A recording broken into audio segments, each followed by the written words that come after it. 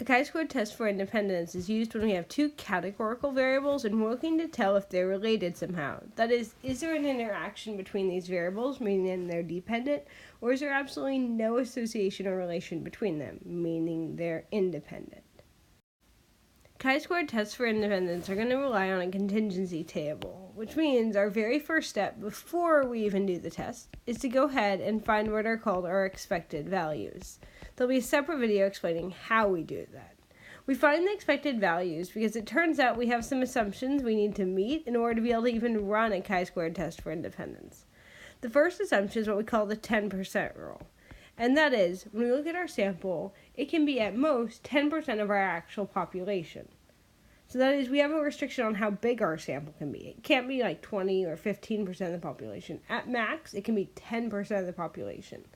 Another assumption we have, where this limits how big it is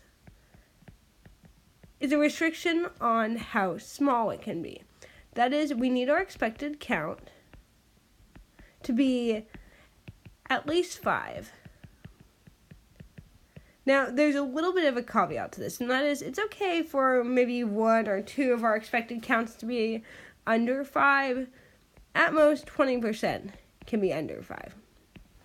So that is, if you think about a contingency table that has 4 cells on it, we can't have any of those cells under 5 because 1 out of 4 would be 25%.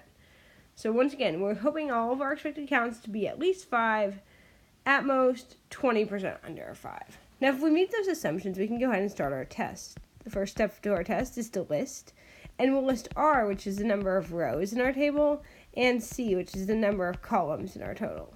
These do not include totals, so that is only where the data is. I use these to calculate degrees of freedom, and degrees of freedom for chi-squared test for independence is C-1 times R-1. After I've calculated my degrees of freedom, the next step is to go ahead and find my hypothesis. My null hypothesis is that my variables are independent. That is, I'm going in running on this idea that there's no relationship between them. I'm trying to prove the opposite, that is, I'm trying to prove they're dependent.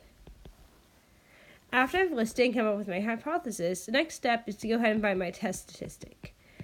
Just like a chi-squared test for goodness of fit, my test statistic is chi-squared, and that is sigma, or the summation of my observed minus my expected squared all over my expected values. So once again, sigma adding up, my observed minus expected, I square them so that they don't cancel each other out, and divide by my expected to find the ratio, or the relative deviation.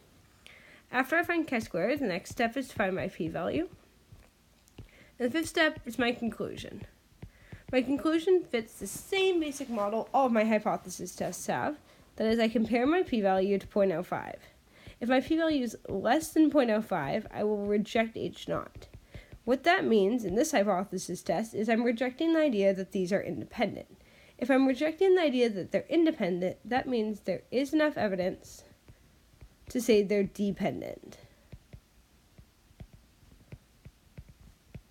That is, I'm saying that, in fact, my variables are somehow related to each other. The other option is if my p-value is greater than 0.05. This would mean I fail to reject H0. What this is telling me is there is not enough evidence to suggest they're dependent. And we need to be careful here, because what I'm saying is there's not enough evidence to suggest they're dependent. This means they may be independent. In no way do I claim for sure they're independent. I say, okay, can't prove they're dependent, maybe they're independent.